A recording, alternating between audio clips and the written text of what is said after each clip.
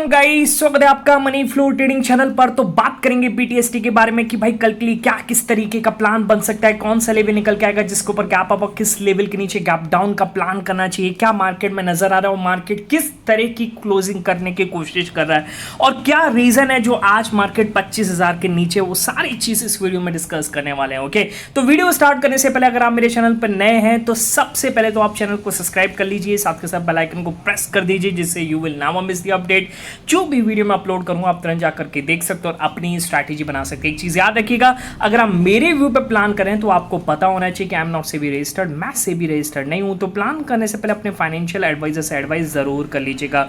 बाकी अगर आप देख रहे हैं, सीख रहे हैं, समझ रहे हैं तो बहुत ही इंपॉर्टेंट वीडियोस आपको मिलते रहेंगे, तो प्लीज अपना प्यार बनाए रखिए। ओके, चलिए फटाफट से आते हैं। सबसे पहले तो समझने की कोशिश करते हैं कि भाई लास्ट डे हम क्या बीटीएसटी का प्लान करके गए थे और आज किस तरीके की ओपनिंग देखने को मिली। ठीक है, देखिए एक न्यूज के कारण जो हमारी गैप अप की ओपनिंग थी वो पूरी तरीके से फिजल आउट हो गई और आज जो निफ्टी की ओपनिंग देखने को मिली वो बिल्कुल फ्लैट ओपनिंग देखने को मिली। ठीक है, अब क्या हुआ कि ओपनिंग के टाइम पर आपको पता है कि जो पहला टिक लगा वो डाउन साइड की तरफ लगा तो काफ़ी लोग निकल गए। मैं भी बड़ी क्वांटिटी में था तो मैंने मैक्सिमम क्वांटिटी को बुक किया। ओके, फिर जब अप साइड आया तो कुछ पॉइंट लेकर के निकल गया, पर मेरा लॉस जो था वो लॉस ही था और वो रिकवर नहीं हुआ था। ठीक है, तो कहीं ना कहीं आप कह सकते हैं बीटीएसटी आज लॉस में ओपनिंग हुई। देखिए ये चीज़ के लिए आपको रेडी रहना पड़ेगा क्योंकि यूएस मार्केट से क्या न्यूज़ आ जाए, ग्लोबल मार्केट से क्या न्यूज़ आ जाए, ओवरनाइट क्या न्यूज़ बन जाए, उसके बारे में किसी को कुछ भी नहीं पता। ओके, तो उस हिसाब से कहते हैं कि आपको रिस्क को मैनेज करना है और प्लान करना है। ओके,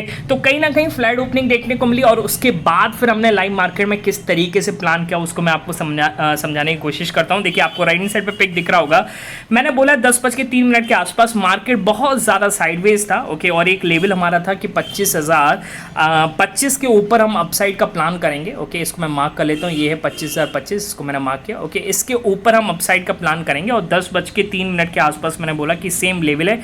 एक बार यहाँ पर आया था फिर नीचे आ गया। ओके, फिर थोड़ा एक एसएल कट गया 5 पॉइंट का, फिर दोबारा आया, यहाँ पर दोबारा प्लान किया और एक फर्स्ट क्लास मूव दे करके गया था, ये आपको दिख रहा होगा। ओके, 25,025 के ऊपर चला तो इसने 25,060 तक का मूव दिया। ठीक है, 128 वाला ऑप्शन जो था। ओके, ऑप्शंस देखिए मैं कभी भी कॉल टिप नहीं देता हूँ और call tip which is not allowed. Okay, सिर्फ मैं बता रहा हूँ यहाँ पर जो 128 वाला ऑप्शन जो मैंने पर्सनली लिया वो 142, 145 और 151 तक का उसने हाई लगाया इस कैंडल पर।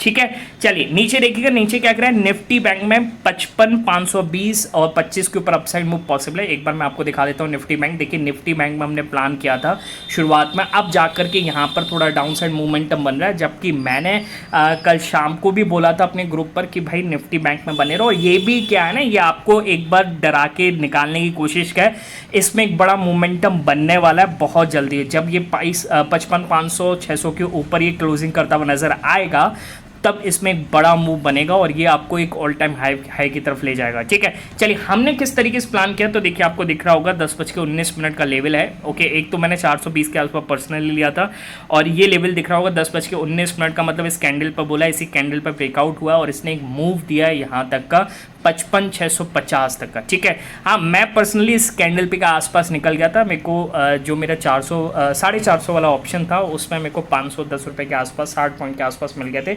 चुपचाप वहाँ से लेकर के निकल गया। ठीक है, बाकी मार्केट फिर साइडवेज बना रहा और ये बहुत देर बाद यहाँ पर ब्रेकडाउन आता हुआ नजर आया 150 के आसपास। जब मैं यहाँ पर बीटीएसटी का एनालिसिस करता हूँ तो मैंने ये ट्रेड प्लान नहीं किया। ठीक है, बात समझ में आ गई। ओके, खासा आज कुछ मार्केट में नजर नहीं आया। ठीक है, बाकी क्रिप्टो में देखिए आपको एक चार्ट दिखाता हूँ क्रिप्टो का, देखने समझने की कोशिश कीजिएगा। ये मेरा जो पर्सनल बनाया हुआ स्ट्रैटेजी पर एक इंडिकेटर है और इंडिकेटर ने देखिए अगर 3 बजे मैं जगा होता तो एक मेरा बड़ा ट्रेड बनता। आपको दिख रहा होगा ये सेल एक्टिवेट हुआ है 1,06,000 के आसपास और इसने चलता गया और ये लगभग 10:30 11 बजे के आसपास 1,31,100 1,03,000 के आसपास था, यानी 3,000 का मूवमेंट मिल सकता था। और 3,000 में आप समझते हैं आपने 6,000 भी लगाए होते तो आपके 70-80 हज़ार आराम से बन सकते थे। ठीक है, तो यही जो ये बाय सेल का जो ये AI बॉट के ज़रिए मैंने इसको अटैच कर दिया अपने टेलीग्राम ग्रुप पर। आप जाकर के क्रिप्टो ग्रुप ज्वाइन कर सकते हैं और एक बढ़िया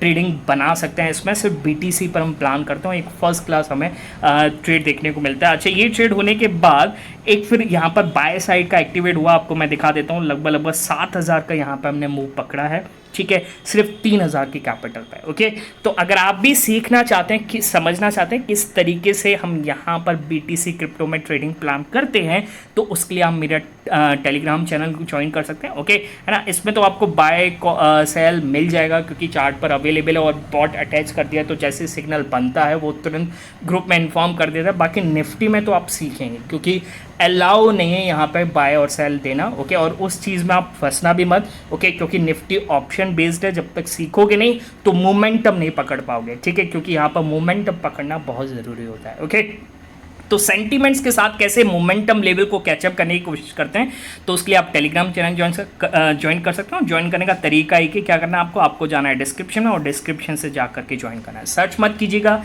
क्योंकि बहुत सारे फेक चैनल्स अवेलेबल। और एक और पिक दिखा रहा हूँ, आज लगभग 13% का, 10 से 13% के आसपास का आज हमने यहाँ पर गेन किया है अपने इंडियन मार्केट में। ओके, चलिए अब आते हैं किस तरीके से BTST प्लान करना है। तो एक बार मैं आपको यहाँ पर दिखाता हूँ कि भाई कल जो फ्राइडे को, ओके, फ्राइडे को यूएस मार्केट में क्या हुआ, इसको समझना बहुत ज़रूरी है। देखिए, यूएस मार्केट फ्राइडे को तेज़ी में था, आपको दिख रहा है। ओके, लगभग 0.5% के आसपास डाउ जोन्स क्लोज हुआ। नेस्डेक की बात करेंगे तो आधे % के आसपास तेज़ी देखने को मिली। ओके, बाकी अगर अभी आप देखेंगे तो अभी आपको यहाँ पर यूएस फ्यूचर्स नेगेटिव में नजर आएंगे। इसका रीज़न क्या है, उठाइए उसके बारे में बात कर लें, जिसकी वजह से आपको यूएस फ्यूचर्स डाउन दिख रहे हैं। कहने का मतलब है मूडीज, आपको पता है कि एक फर्म है जिसने यहाँ पर एक रिपोर्ट निकाली है क्रेडिट रेटिंग से रिलेटेड, ओके, यूएस से, जिसकी वजह से यूएस पे जो डेप्थ जो है, जो लोन्स हैं इंक्रीजिंग हो रहे हैं, जिसकी वजह से इसने अपना आउटलुक को चेंज किया है। ओके, और रेटिंग को भी घटाया, यानी AAA जो था रेटिंग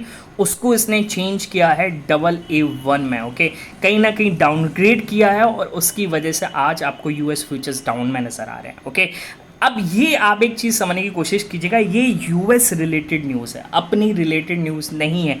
तो अपने मार्केट में कुछ भी नहीं है। आज जो आपको ये थोड़ा बहुत यहाँ पर डिप दिख रहा है वो थोड़ा ग्लोबल सेंटीमेंट है और कुछ भी नहीं है।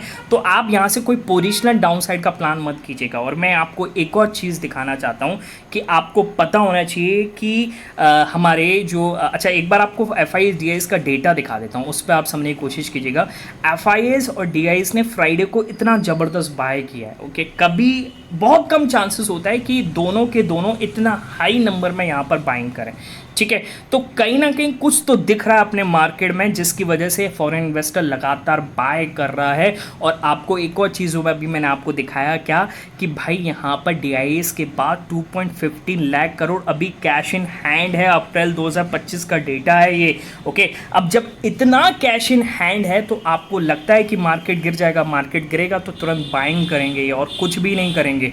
ओके, तो कहने का मतलब आप ये सोचें कि यहाँ पर आप पोजिशनल पॉइंट ले लें और नीचे डाउन साइड का प्लान करना है, बिल्कुल मत कीजिएगा। हाँ, आज थोड़ी गिरावट देखने को मिल रही है, वो ग्लोबल सेंटीमेंट्स को देखते हुए जो बड़ा प्लेयर है अपनी पोजीशन बनाने की कोशिश कर रहा है कि कल के दिन फिर क्या किस तरीके की ओपनिंग देखने को मिल सकती है। ओके, तो उसी के आधार पर हमें भी पोजीशन बनानी है। तो अगर हम बात करें BTST की, तो अगर निफ्टी क्लोजिंग 24,940 के नीचे क्लोजिंग करता हुआ नजर आएगा तो 25,000 पर अच्छा खासा कॉल राइटर बिल्डअप हो जाएगा। ओके, जिसकी वजह से आपको कल के दिन एक गैप डाउन ओपनिंग देखने को मिल सकती है। ओके, अच्छा, अगर निफ्टी की क्लोजिंग यहां से अबव आ जाती है, अबव का मतलब 24,970 980 के ऊपर आ जाती है, तो कहीं ना कहीं 25,000 का कॉल राइटर पीछे ही भागेगा, क्योंकि 30 पॉइंट के अंतर पर उसको डर तो लगेगा, सीधी सी बात है। ओके, तो वो 25,100 25,200 की तरफ भागेगा। तो और क्या हो सकता है कि जब यहां से, अब आप खुद ही सोचिए, अभी 25,940 पर खड़ा है। ओके, डिप आया है और यहां पर कल की पोजीशन लेने का टाइम आ रहा है, तो यहां से जब उठाने का नंबर आएगा तो कोई ना कोई यहां पर बाय करके ही जाएगा, जिसकी वजह से निफ्टी की क्लोजिंग 24,970 80 के ऊपर आती हुई नजर आए। बात समझ में आ गई? तो कहने का मतलब इसके ऊपर जाएगा तो आप यहां से कैप अप का प्लान करेंगे, इसके नीचे क्लोजिंग करता हुआ नजर आएगा तो यहां से आप कैप डाउन का प्लान करेंगे। बात समझ में आ गई? बाकी इन दोनों लेवल्स के बीच में कहीं भी क्लोज करता है और डे एंड पर अगर मुझे मेरे सेटअप में चेंज होता हुआ नजर आता है, देखिए लेवल बन जाता है फिर भी सेटअप चेंज हो जाता है, तो उसके अकॉर्डिंग मैं क्या करूंगा, मैं अपने टेलीग्राम पर इन्फॉर्म कर दूंगा, तो आप जाकर के डिस्क्रिप्शन से ज्वाइन कर लीजिएगा। ओके, चलिए बाकी मिलेंगे नेक्स्ट वीडियो में, तब तक के लिए बाय बाय, टेक केयर।